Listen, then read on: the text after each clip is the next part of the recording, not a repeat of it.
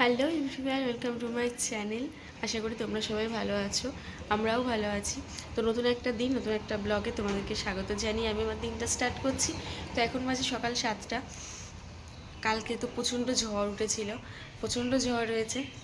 তো সেরকম কোনো ক্ষতি তো আমাদের বাড়িতে হয়নি। তো তোমাদের কি কোনো ক্ষতি হয়েছে? আর হচ্ছে একটু ঝড়টা দরকারও ছিল, এত গরম পড়ছিল, ঝড়টা না হলে তো হচ্ছিল না।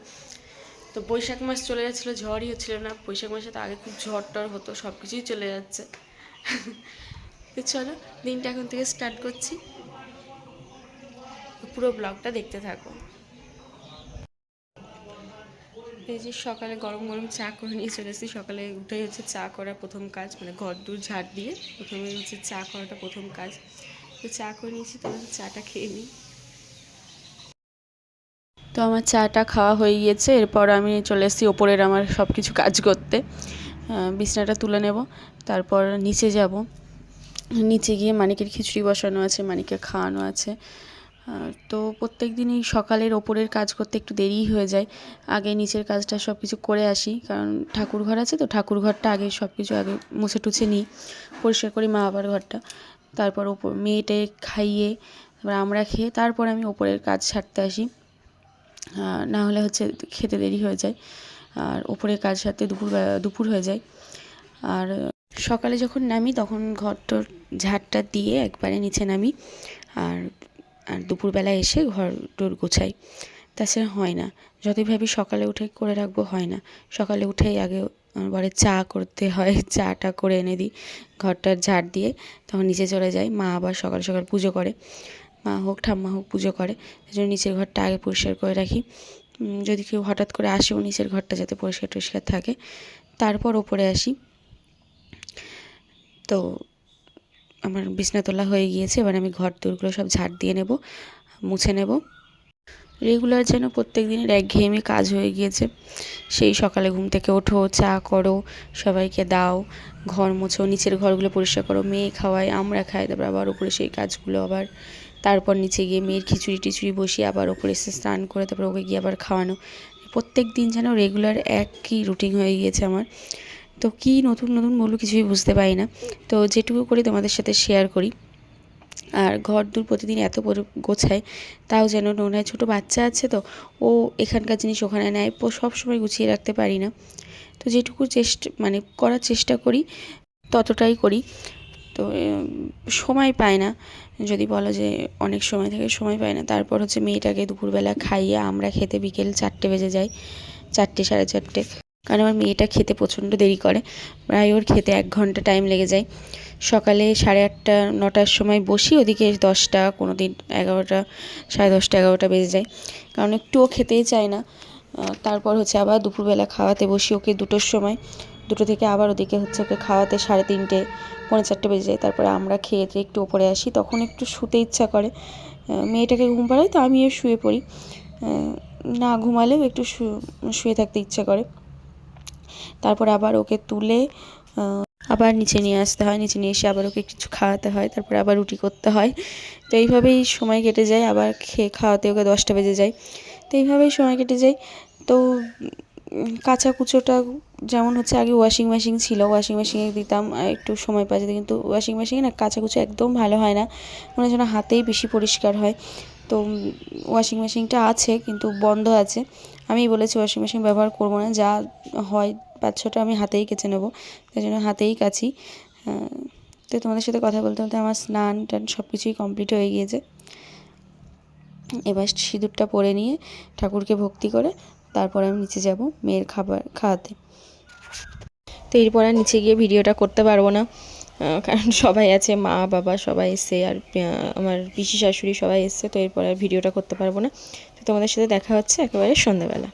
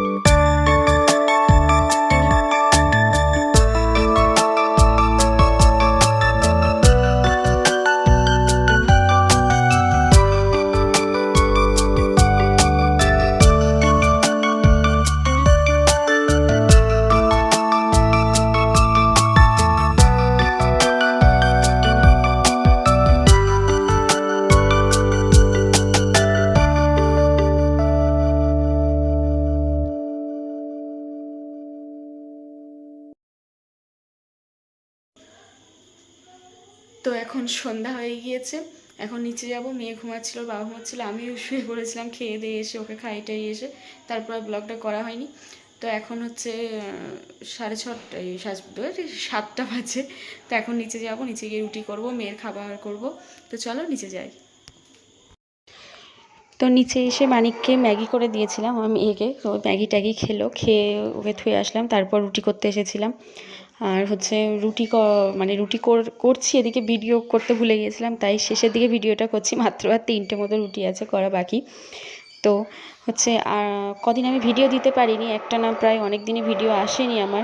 তার কারণ হচ্ছে আমার না ফোনটা, এর আগের ভিডিওতে বলেছিলাম যে ফোনটা ভেঙে গেছিলো। তো মেয়ে আবার ফেলে দিয়ে আবার ভেঙে ফেলেছিল। তো এই জন্য আর ফোনটা ভিডিও করতে পারিনি।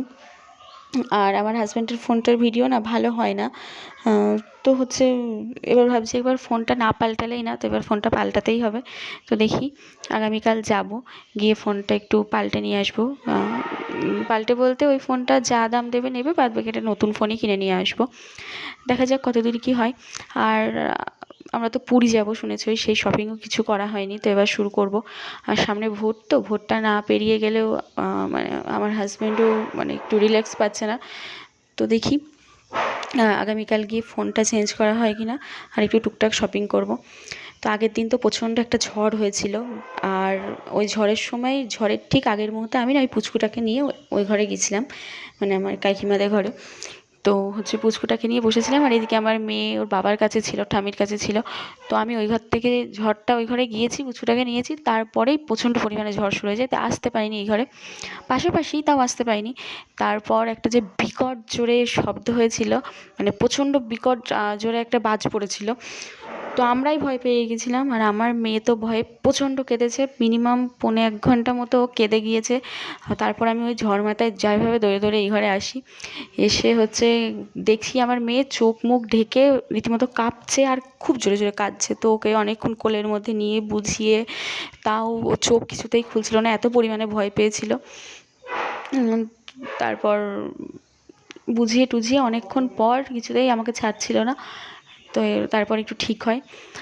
তো আজকেও শুনছি ঝড় উঠবে, তো আজকেও ভয়, এখনও পর্যন্ত তো ঝড় ওঠেনি। বাইরে হালকা হালকা হাওয়াও হচ্ছে। আর হচ্ছে দেখা যাক, যদি ঝড় ওঠে, ওই ভয় লাগছে যদি আবার মেঘ ডাকে, মেয়েটার খুব কষ্ট হবে কিনা। আর ও প্রচণ্ড ভয় পায়, আমার মেয়েটা প্রচণ্ড ভীতু, খুব ভয় পায়। তো আর এত গরম পড়ছিল যে ঝড়টা না উঠলেও মানে ভালো লাগছিল না, যে ঝড় উঠুক। জানি অনেকজনের ক্ষতি হয়েছে, কিন্তু হচ্ছে যা গরম পড়ছিল তার থেকে তো একটু নিস্তার পাওয়া গিয়েছে। ঝড়ে অনেকেরই ক্ষতি হয়েছে, আমাদের বাড়িতেই গাছ ভেঙে পড়েছিল, তার উপর সারাদিন কারেন্ট ছিল না। আর এখন যে লাইটটা জ্বলছে এটা ইনভার্টারে জ্বলছে, এমনিও কারেন্ট নেই। তো হচ্ছে বারবার ওরকম হচ্ছে। তো এখনও আমাদের মধ্যে ইনভার্টারে আমাদেরও ব্যাটারি শেষ হয়ে গেছে, যদি আগের দিন ঝড়টা হচ্ছে তারপর থেকে সাপ্লাই দিচ্ছে কারেন্ট। তো মেয়েটা অন্ধকারে প্রচণ্ড ভয় পায়। তো দেখি, আজকে রাত নিয়েও ভয় আছে, যদি ঝড় ওঠে, যদি মেঘটাকে, মেয়েটাকে নিয়ে কী করবো। তো আমার তোমাদের সাথে কথা বলতে বলতে রুটি করা কমপ্লিট হয়ে গিয়েছে। এবার আমি রান্নাঘর দোর সব কিছু মুছে নেব, না মুছে নিলে ভালো লাগে না। মুছে টুছে নিয়ে তারপর হচ্ছে মেয়ের খাবার বসাবো। আর মেয়েটাকে অনেকদিন পড়তে বসে হয়নি, তো ওকে একটু পড়তে নিয়েও বসাবো। তো আজকে নিজে থেকেই, অনেকদিন তো পড়তে বসানো হয়নি, মাঝে অনেকদিন পড়তে বসিনি, ও দিদির সাথে খেলা করছিল, ঠাম্মির কাছে থাকছিল। তো আজকে নিজেই নিচে এসে বলছে, মা আমাকে পড়তে বসাও, আমি পড়তে বসবো, আমি বই পড়বো মা।